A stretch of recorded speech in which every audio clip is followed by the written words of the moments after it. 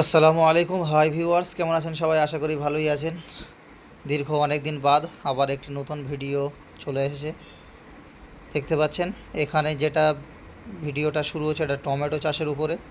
কারণ এই বছর একটা সময় ঠিক এই টমেটো চাষের আগে আগে এমন ঘাটতি ছিল যে টমেটোর প্রচুর পরিমাণে দাম ছিল, এমনকি 100 থেকে 120 টাকা পর্যন্ত আমাদের এখানে ওয়েস্ট বেঙ্গলের দাম হয়ে গেছিলো।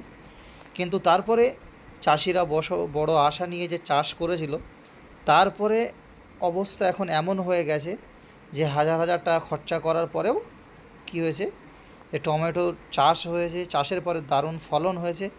ফলন হওয়ার পরেও মার্কেট এমন ড্যামেজ হয়ে গেছে, আর চাষিরা ফলন তুলতে পারছে না ঘরে।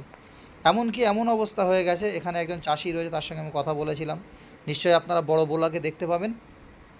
তানার বক্তব্য হচ্ছে যে এই টমেটো বাজারে নিয়ে যাওয়ার জন্য আগে যে তুলতে হবে জমি থেকে, তোলার পরে তাদের যে মজুরি হবে, সেই মজুরি দিলে দেখা যাচ্ছে আর লাভের অংশ থাকবে না।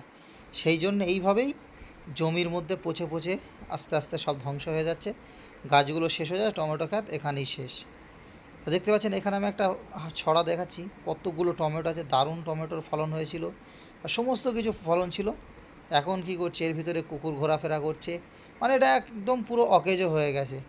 ওই মানুষ যে চাষ করেছিলেন, উনি বড় কষ্টে আস্তে আস্তে গাছগুলোকে তুলে পুড়িয়ে দিচ্ছে একটা জায়গায় ঢিবে করে, সেটা আপনারা বড় ব্লগে অবশ্যই দেখতে পাবেন।